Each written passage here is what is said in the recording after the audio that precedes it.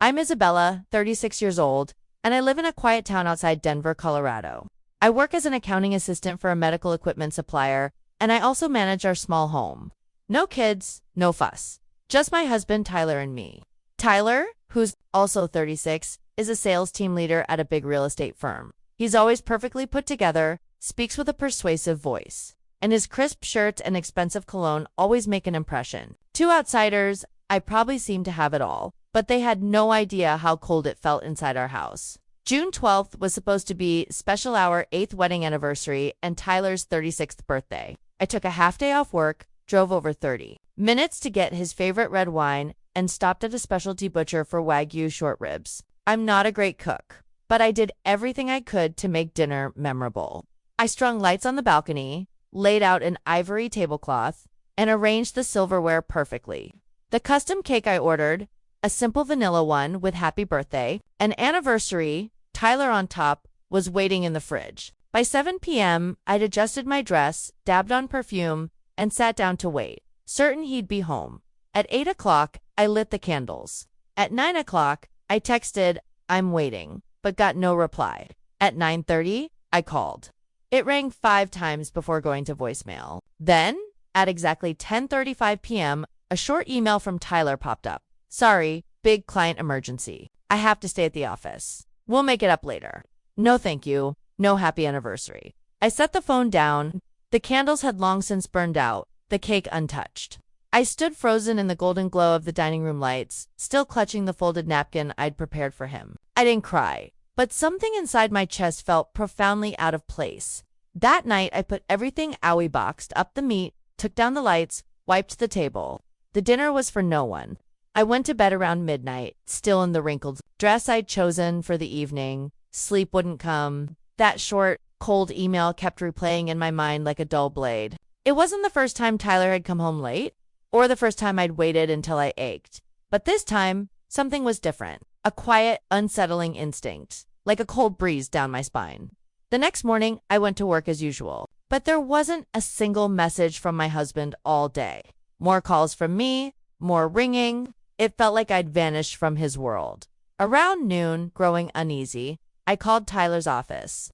The receptionist hesitated, then said, "Oh, he resigned 3 days ago."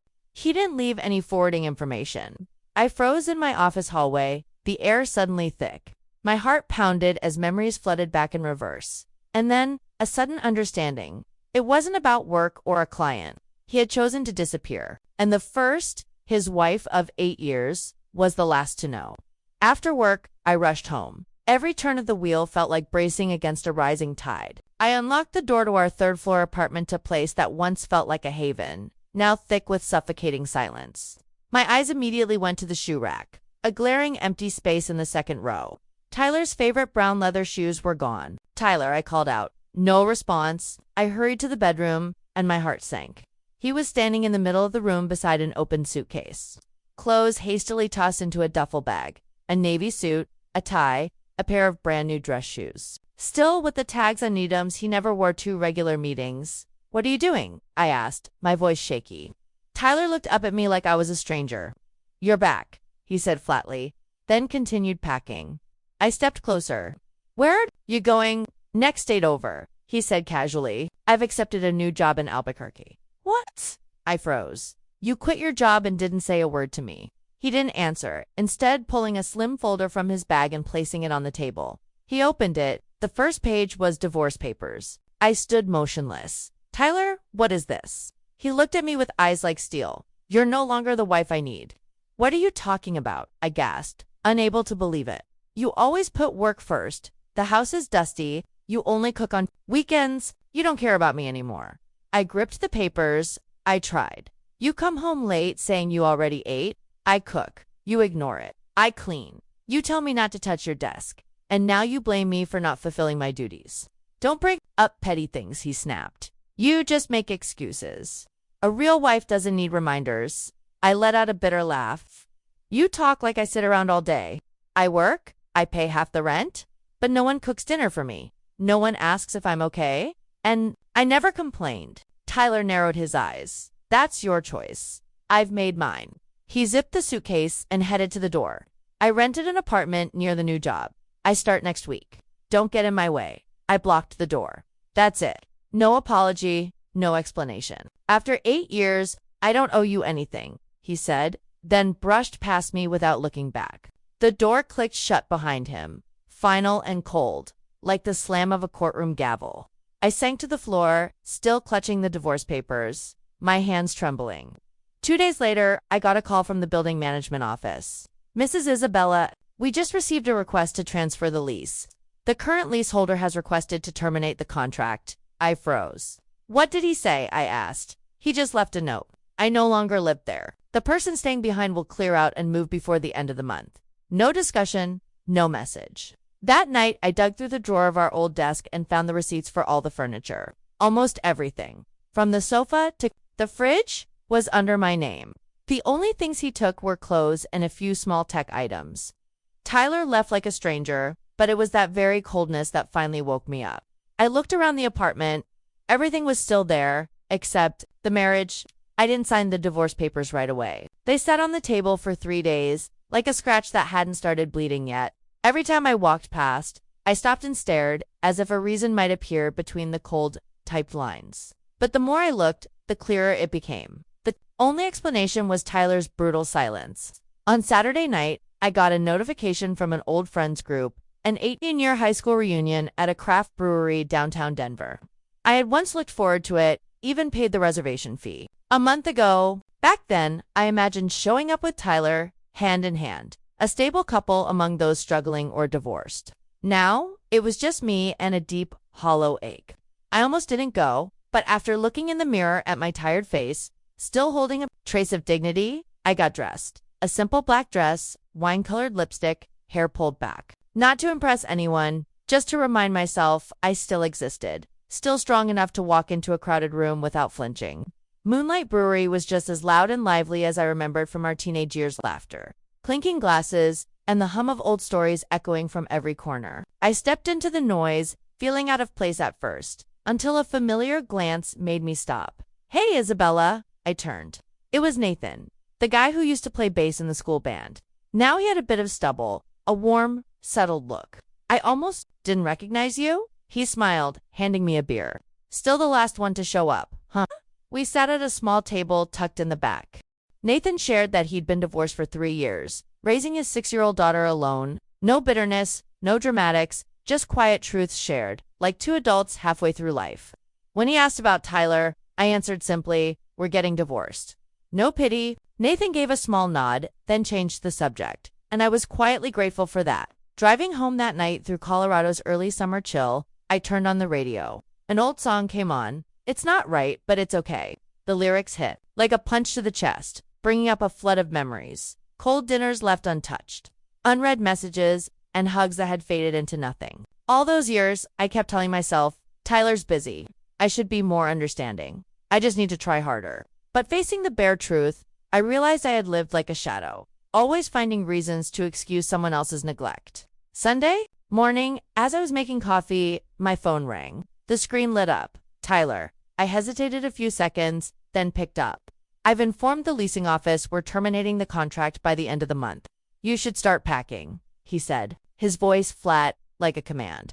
I stayed calm. You don't think you should have asked if I had somewhere else to go? You're an adult. Figure it out, he replied bluntly. I set my mug down and spoke slowly. Good, I'll sign. Tyler stayed quiet, and don't call again, I said firmly. Don't talk to me like I'm still the one keeping your house in order. Still no response. I hung up, no hesitation.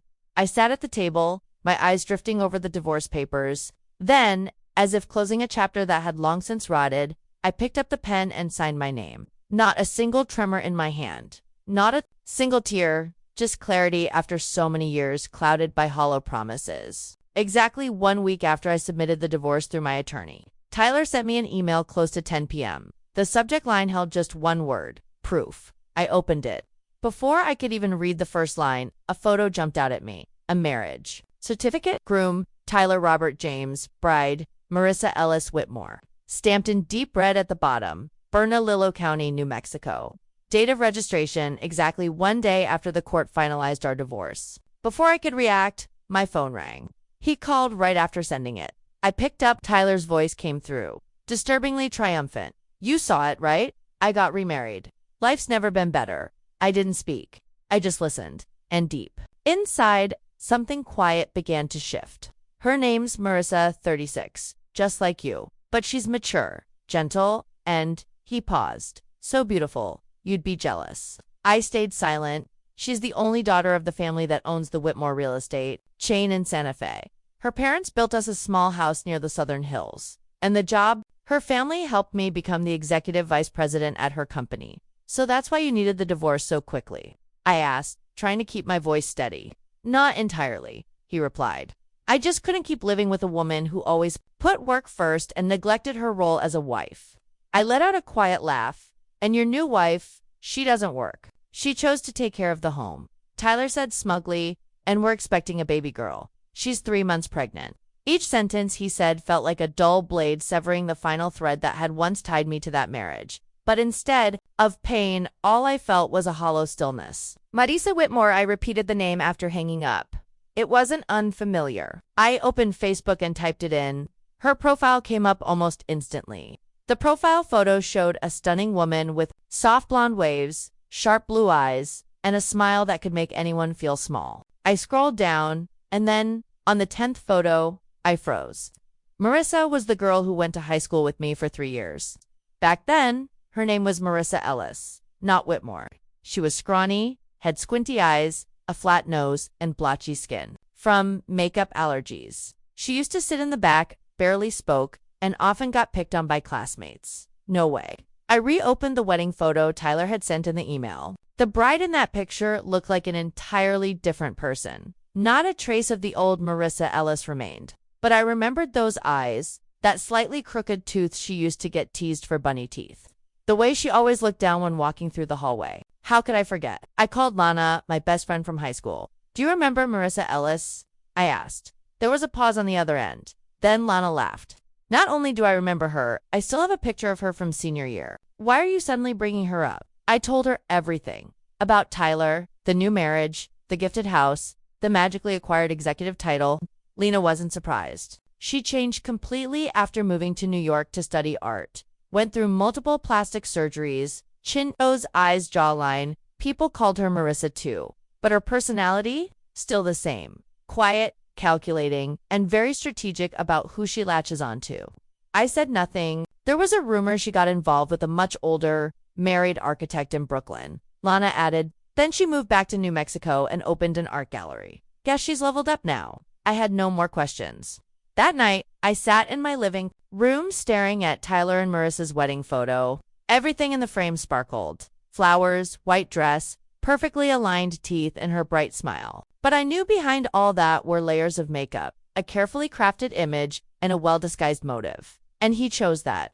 1 week after Tyler's bragging call, I got a message from an unknown number. It was short. Isabella, are you free? I need to talk. It's serious. I knew exactly who it was. I didn't respond. 15 minutes later, he called. I picked up, not because I cared, but because something told me it would be worth hearing. Marissa gave birth. Tyler said immediately. A baby girl. I heard him swallow hard, then silence. I waited. She doesn't look like me or Marissa, actually. She doesn't look like either of us. I tightened my grip on the phone, lips pressed together to stop myself from laughing. Maybe she takes after someone on your side of the family. I offered. Light as air. No, I thought that too. But Isabella, do you remember when you laughed hysterically after I told you about Marissa? You knew something, didn't you? Tyler's voice suddenly rose, nervous and panicked. I leaned back in my chair, a slight smirk on my lips. I just found it interesting, I replied, holding back the sharpness in my tone. Stop joking. I did a DNA test. The baby is mine, but I still don't get it. Why doesn't she look like either of us?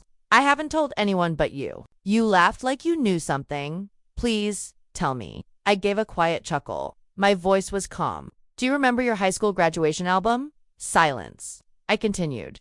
I found it while packing up the old apartment. It was buried at the bottom of your desk drawer, covered in dust. You were digging through my stuff. Tyler sounded slightly irritated. No, I was cleaning. As you requested, I emphasized. And when I opened that album, I was stunned. A curly-haired boy with squinty eyes, crooked teeth, and acne-covered skin. It took me a few minutes to realize it was you. Tyler exhaled slowly. I always wondered why, in 8 years, you never introduced me to your college friends. Why you insisted on a small wedding with no friends, why there wasn't a single teenage photo in our home. Now I understand. I changed out of insecurity, he said quietly. No, I replied. You changed because you wanted to live a new life, but you forgot one simple truth. Genetics can't be altered. Silence stretched out between us. You think I'm ashamed of who I was? No, I said. I feel sorry for an innocent child who's going to grow up with two parents who couldn't be honest. You hid your past. So did Marissa. And now you're surprised your daughter doesn't resemble the edited versions you both constructed. You think she's going to look like that old version of me? Tyler's voice wavered. No one knows, but she will carry what's real in you, your blood, your DNA, everything you've tried to erase.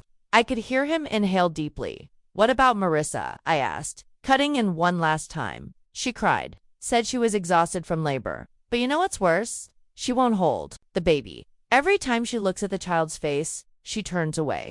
Yesterday, her mom had to step in and hold the baby because she refused. I don't know what to do. I stayed quiet, a bitter heaviness rising in my chest, not for Tyler, but for a child already rejected by the very people who brought her into this world. I lowered my voice. You once said I failed as a wife because I wasn't willing to sacrifice, but the one rejecting his role as a father is you. Tyler sighed, maybe about to speak again, but I stopped him. You don't need advice from me. I just hope you don't project your shame onto that baby. She didn't do anything wrong. I ended the call before he could reply, then blocked his number. There was nothing more I needed to hear. Nearly a year after my final conversation with Tyler, I barely remembered his presence in my life. Not because I tried to forget, but because the life I built after him filled every empty space he left behind. I moved into a small apartment in Boulder, just a 10-minute walk from the office. The balcony overlooked green hills, with just enough sun to grow a few pots of herbs. Mornings no longer felt like something to dread. I'd wake early, make coffee, and breathe. I kept my current job but reduced my hours, choosing a life of balance instead of burnout, chasing things that were never meant for me. I enrolled in a weekend art class and reconnected with old friends, one of whom was Nathan, the guy I'd met at the reunion. We didn't tie each other down with promises or expectations, just quiet afternoons and simple companionship between two people who valued peace.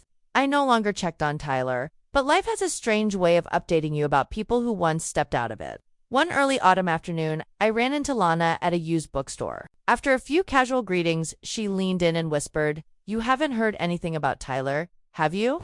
I shook my head slightly. "Marissa is looking for a divorce attorney." I raised an eyebrow. Word is, Tyler cheated again, Lana continued, with a new hire at his wife's company. Marissa found out 3 months ago, but kept quiet for the child's sake. The child? I asked. Their daughter. She's almost 3 now, but it gets worse. Lana showed me a screenshot from a friend in a preschool parent group. There's a new girl in class. Her mom had full plastic surgery. Somehow the kids found out and started teasing her, saying, "Your mom used to be ugly." The poor thing cried all week. I stared at the message, my heart sinking. Even though I no longer cared about Tyler or Marissa, thinking of a child being bullied for choices that weren't hers broke something in my sadness, anger, both. Marissa regrets having the baby. Lana added she thought the child would inherit her post-surgery beauty. But now it's obvious the girl carries the original genes. I said nothing, because honestly, there was nothing left to say. Tyler and Marissa once chose a version of life wrapped in glitter, built on illusions of beauty, status, and control. But in the end, what couldn't be hidden the past, the truth, and the way they treated others was what showed up the clearest when they had a child. I returned to my afternoon, picked up a small croissant from the bakery, and strolled home through the park where golden light streamed through patches of grass. My life now has no drama, no major twists, but it has rhythm, autonomy, and a fullness I once thought I'd never touch. Sometimes I still reflect on what I've been through: 8 years of marriage, a sudden divorce, a shameless betrayal, and the unmasking behind all that flawless makeup.